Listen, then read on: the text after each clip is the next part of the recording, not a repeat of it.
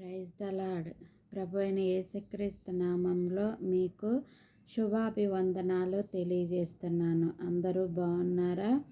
ప్రభు అయిన యేసుక్రీస్తు నామంలో మీరు మీ కుటుంబాలు సుఖ సంతోషాలతో వర్ధిల్లాలని యేసయ్య నామంలో నేను తెలియజేస్తున్నాను.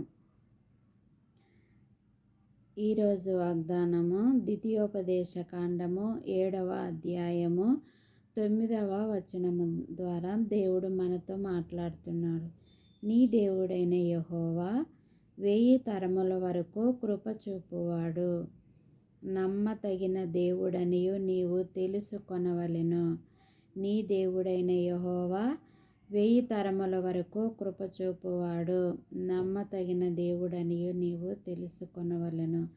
అవును, మన దేవుడైన యెహోవా ఎన్ని తరాలు మారినా కూడా మన పట్ల కృప చూపే దేవుడు. ఆనాడు అబ్రహాము పట్ల కృప చూపాడు, ఇస్సాకు పట్ల కృప చూపాడు, యాకోబు పట్ల కృప చూపాడు, అపోస్తలుల పౌలుల పట్ల కృప చూపాడు.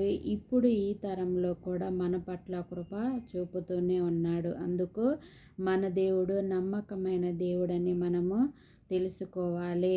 ఆయన కృప అనేది తరతరాలు యుగాలు మారినా ఎన్నటికీ మారనిది.